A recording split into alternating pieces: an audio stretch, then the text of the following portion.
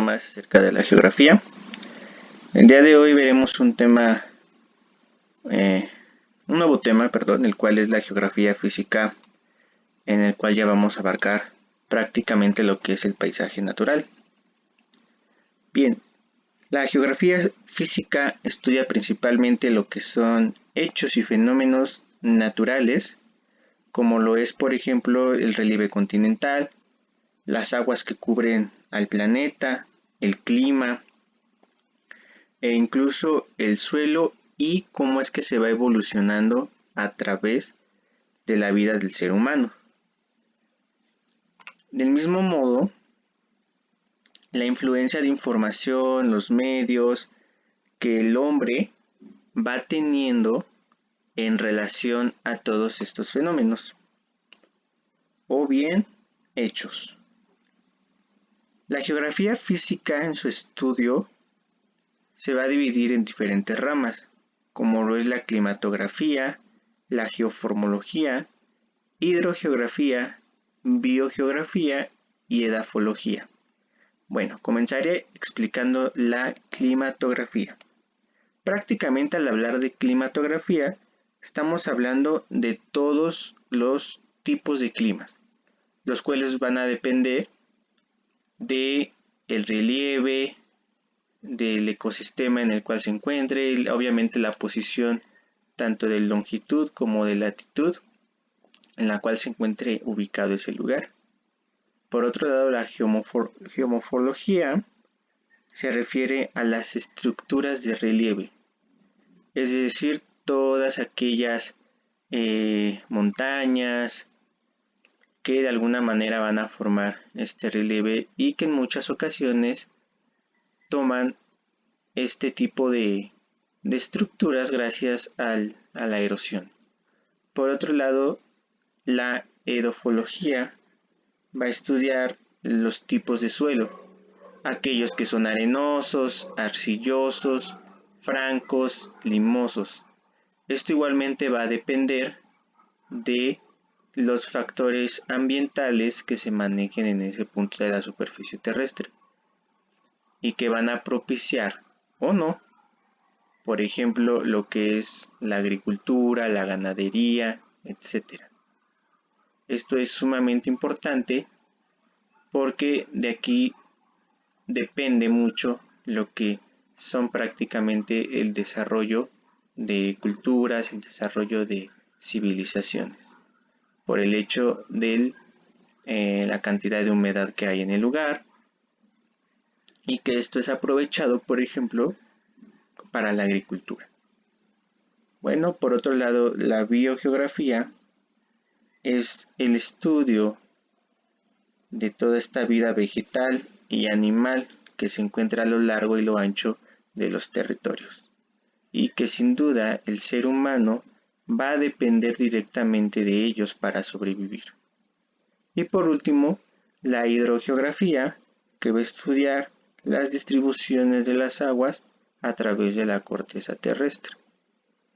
Esto, bueno, se debe a precipitaciones, al nacimiento de ríos, lagos, mares, que ya veremos más adelante.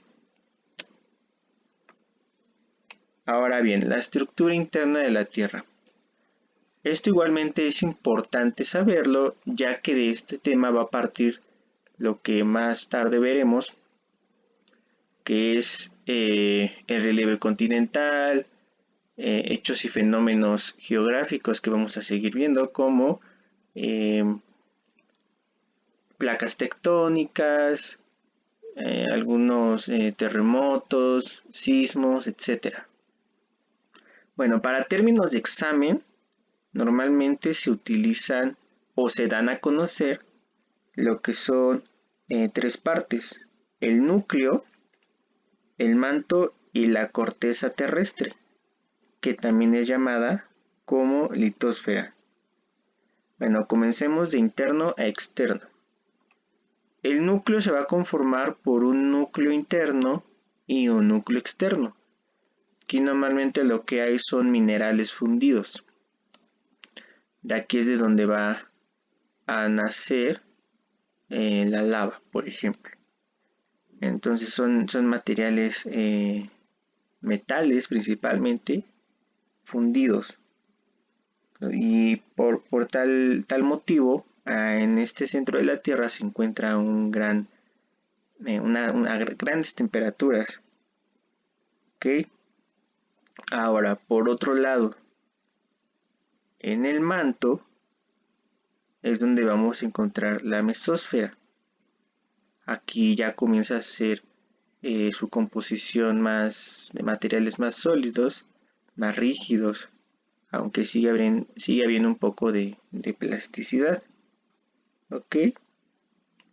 Y bueno, ya por último, externamente se encuentra la corteza terrestre, o también llamada litosfera, y de aquí ya parten diferentes eh, puntos, como por ejemplo es el manto rígido, la corteza oceánica, la corteza continental, que normalmente a este conjunto donde está la corteza continental y la corteza oceánica se le llama biosfera. ¿Por qué? Porque es donde se desarrolla la vida. Obviamente en estos puntos internos las condiciones no son óptimas para un buen desarrollo de la vida.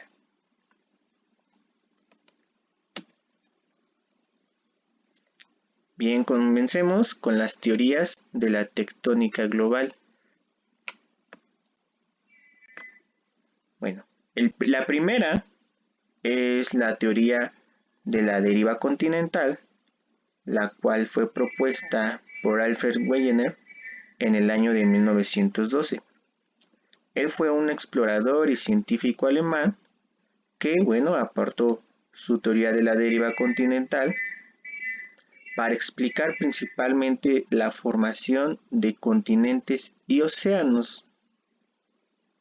De acuerdo a su teoría, lo que dice esta es de que hace aproximadamente 180 millones de años, los continentes se encontraban formando uno solo, al cual lo llamó Pangea, que aquí se representa en esta imagen que le estoy señalando. Es decir, toda la Tierra. ¿Ok?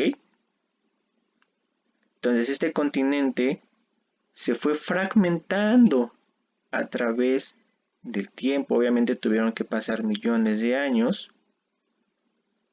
Esto debido a los movimientos de convección del manto.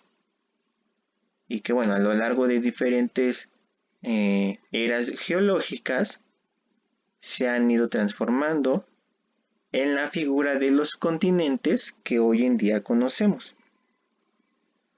Pues aquí, como pueden ver, era un solo continente a través de estos movimientos. ¿Qué fue lo que pasó? Bueno, pues que se fueron separando. La segunda teoría es la teoría de la expansión de los fondos oceánicos. Y esta fue propuesta por el geólogo John Tunstall Wilson a mitad del siglo pasado, del siglo XX. Y bueno, con ayuda también de otros geógrafos, fue que se explicó que la corteza oceánica se estaba expandiendo. Como pueden ver, la corteza oceánica se va expandiendo debido a que el manto se ve implicado, se ve sometido a la fuerza centrífuga. ¿De qué? De la rotación de la Tierra, prácticamente. Lo cual genera que haya una presión de las zonas y se vayan abriendo. ¿Qué es lo que se van a ir abriendo? Las placas tectónicas. Y así es como va a ir saliendo el magma, como ustedes lo pueden ver aquí. Y esto es lo que provoca que las placas tectónicas se deslicen a ambos costados. Entonces, la litosfera o la corteza terrestre está prácticamente constituido por un llamado mosaico de justamente estas placas tectónicas que se van a deslizar y a su vez comprimir o empujar entre sí, ¿ok? Por eso es de que se ocasionan los sismos, los terremotos que más tarde veremos, en otro video mejor dicho. Y bueno, estas placas en sus bordes, en cada uno de sus bordes, van a presentar diferentes movimientos, que justamente estos movimientos son los que van a estar implicados con el relieve, con la actividad sísmica e incluso con el vulcanismo.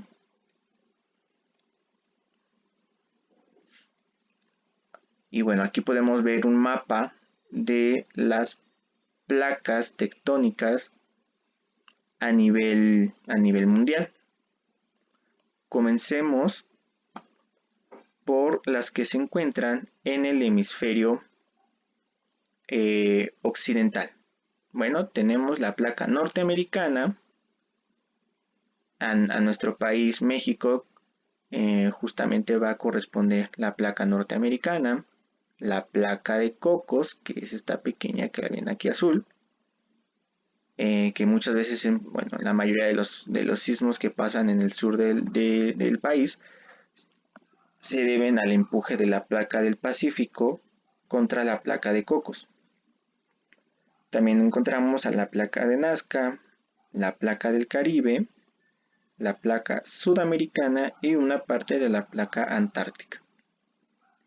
Si ya nos vamos más al centro, por donde está el meridiano de Greenwich, encontramos alguna parte de la placa euroasiática, la placa africana y la placa antártica.